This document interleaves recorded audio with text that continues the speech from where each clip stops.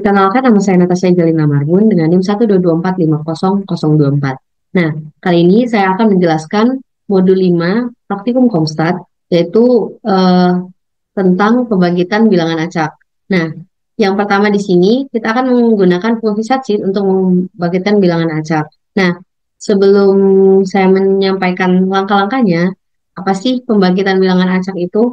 Nah, pembangkitan bilangan acak itu merupakan suatu alat yang diperlukan dalam komputasi statistik, umumnya untuk simulasi sebuah fungsi. Nah, gimana caranya? Yang pertama kita akan menetapkan jumlah seat. Di sini ada set seat, kita menetapkan jumlah seatnya 345. Nah, lalu kita ingin menghasilkan 5 bilangan acak dari distribusi uniform. Menggunakan random numbers, run if 5, print random numbers. Nah, di sini udah terlihat kalau random numbersnya yang 5 tadi itu ada 0,96, ada 0,967, 0,08, 0,2, dan 0,19. Selanjutnya kita ingin menghasilkan 5 bilangan acak dari distribusi normal. Nah, gimana caranya? Itu caranya normal numbers, lalu kita pakai generator dari distribusi normal, yaitu R-norm, terus kita masukkan bilangan acak yang mau kita bangkitkan, yaitu 5, terus kita print normal numbers. Nah, di sini eh, ditampilkan 5 bilangan acak berdasarkan distribusi normal. Selanjutnya kita mau mencoba juga menghasilkan 5 bilangan acak dari distribusi binomial dengan 20 kali percobaan dan probabilitas 0,5. Nah, gimana caranya? Di sini kita masukkan sampel binomial, lalu kita pakai generator distribusi binomial, yaitu R binom. Terus di dalam kurung ini ada 5. Kita karena percobaannya 20 kali, kita masukkan size-nya 20 dan probabilitasnya 0,5, kita masukkan prob sama dengan 0,5. Lalu kita print sampel binomial. Nah, di sini ditunjukkan ada 5 bilangan acak dengan dari distribusi binomial dengan 20 kali percobaan dan probabilitasnya 0,5. Itu ada 9, 14, 8, 11, dan 14. Nah, kita masuk ke contoh kasus. Misalkan pada suatu daerah yang memiliki wabah penyakit flu monyet mempunyai peluang untuk tertular sebesar 0,3. Bila diketahui keluarga Pak Saiful memiliki seorang istri, 2 orang anak laki-laki, dan 1 orang anak perempuan. Tentukan peluang paling sedikit 1 orang tertular, peluang 2 orang tertular, dan peluang 4, tepat 4 orang tertular. Nah, di sini kita ingin menjawabnya dengan distribusi normal.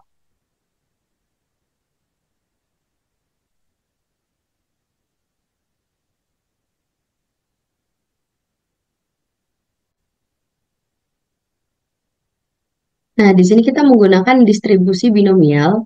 Oleh karena oleh karena itu kita bakal menggunakan fungsi CDF dari distribusi binomial, yaitu P binom.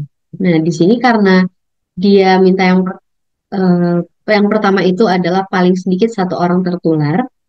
Jadi kita isi di sini P binom 1, size-nya 5. Size-nya 5 ini datang dari jumlah orang yang ada di keluarga Pak Saiful, yaitu em, 2 orang anak laki-laki, 1 orang anak perempuan, istrinya 1, dan Pak Saifulnya 1, jadi 5 orang.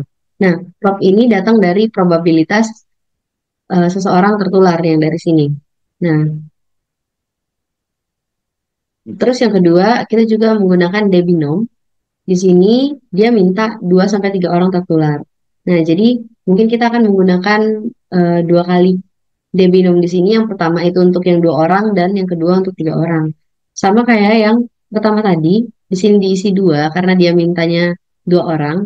Lalu jumlah orangnya ada 5, size sama dengan 5, probabilitasnya 0,3. Nah, ditambah sama yang eh, prob- distribusi untuk yang 3 orang. Di sini 3, size-nya 5, probabilitasnya 3. Nah, yang ketiga itu dia minta tepat 4 orang tertular. Jadi di sini kita pakai debinom 4, size-nya 5, probabilitasnya 3 untuk peluang tepat 4 orang yang tertular. Nah, di sini dapat kita lihat hasilnya untuk peluang paling sedikit 1 orang tertular, berarti eh, ada kemungkinan 1 atau 2 orang atau lebih yang tertular. Itu peluangnya 0,47178.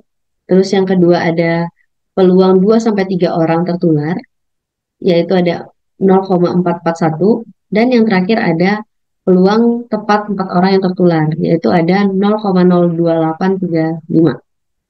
Baik, Assalamualaikum warahmatullahi wabarakatuh. Di sini saya akan menjelaskan tentang eh, inverse transform method. Nah, di sini kita pada kasus continue kita buat inisiasi dua variabel yaitu A dan B. Kita gunakan untuk menentukan batas distribusi uniform. Terus, nah itu batas bawah dan B adalah batas atas. Nah, selanjutnya untuk kita membangkitkan variabel acaknya dari uniform dari 0 sampai 1. Kita buat batas bilangan acak menyimpannya pada variabel U. Terus di sini kita gunain fungsi inverse di distribusi uniform untuk konversi bilangan acak dari 0 sampai 1 menjadi rentangnya 2 sampai 10.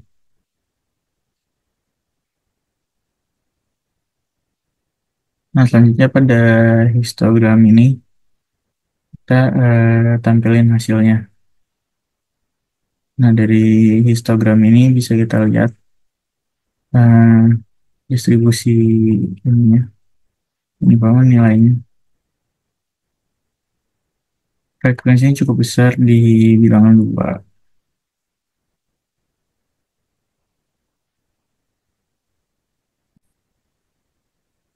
Nah, selanjutnya itu pada kasus diskret.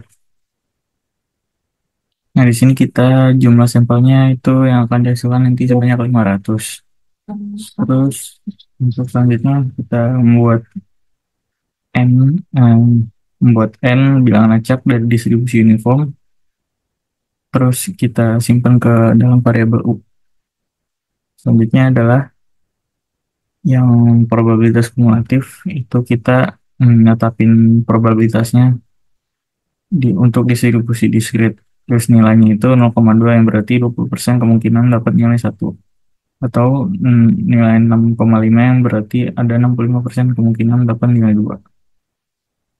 Dan 100% itu kemungkinan nilai nomor 3, nilai 3. Terus yang X false-nya ini kita tentuin nilai-nilai diskret yang sesuai dengan probabilitas kumulatif pada variabel P, yaitu 1, 2, dan 3.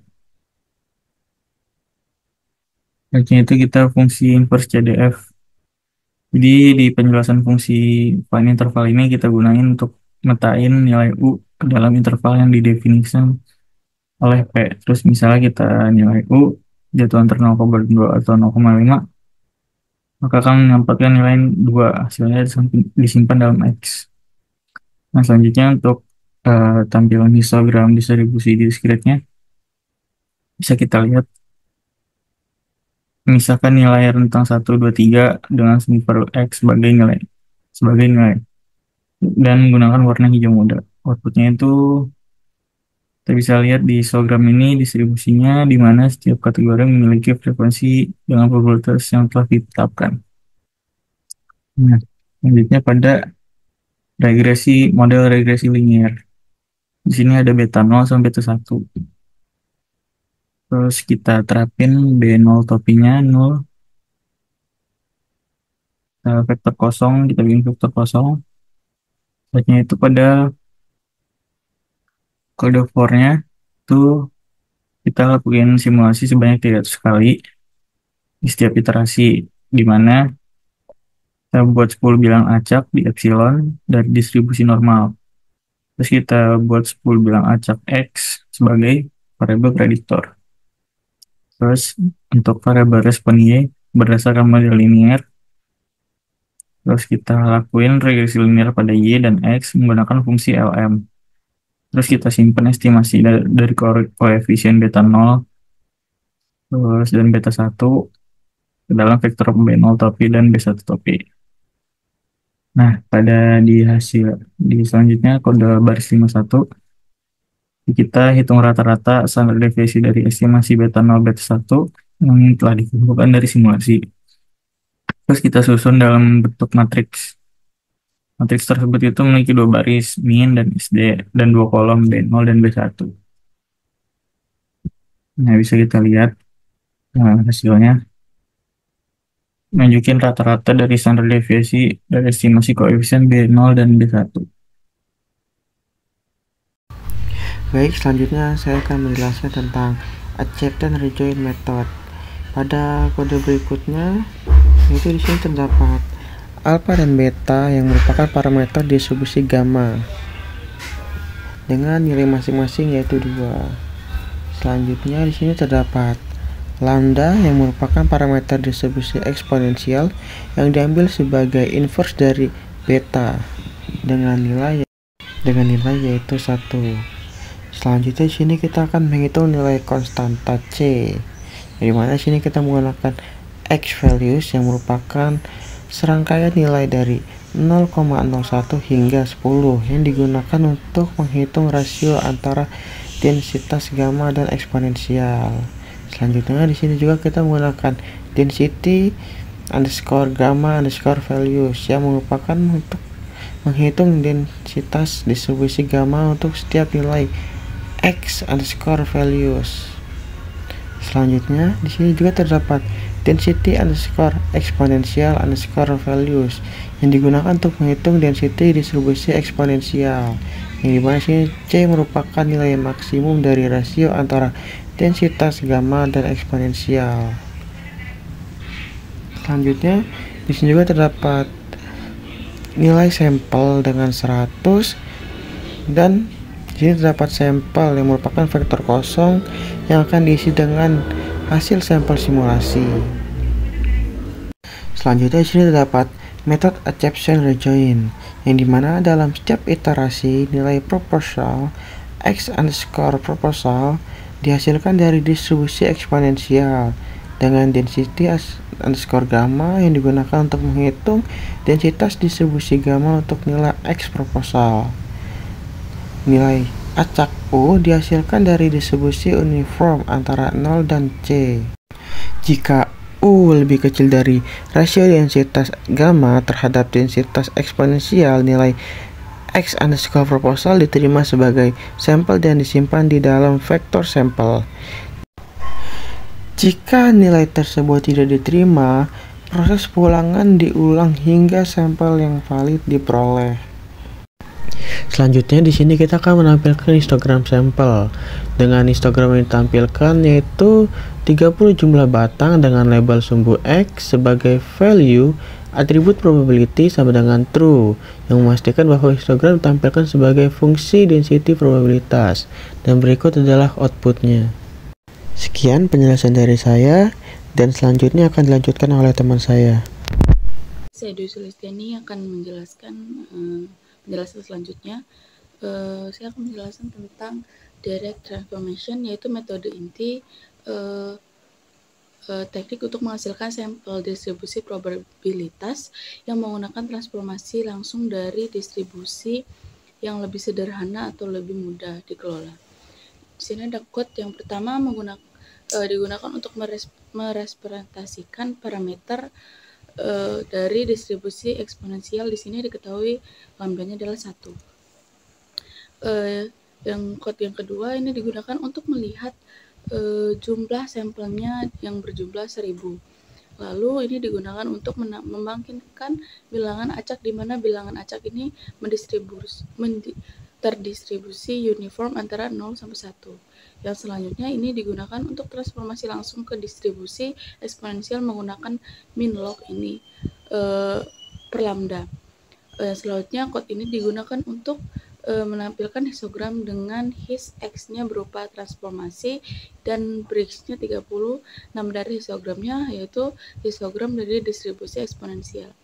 Output yang dihasilkan adalah output ini menunjukkan distribusi di mana histogram ini menyerupai distribusi eksponensial dari frekuensi yang menyerupai dari frekuensi yang sangat tinggi pada nilai-nilai rendah karena ada di dekat 0, dan penurunan panjang pada nilai yang lebih tinggi. Terima kasih. Terima kasih atas presentasi dari kelompok kami. Kami akhiri. Wassalamualaikum warahmatullahi wabarakatuh.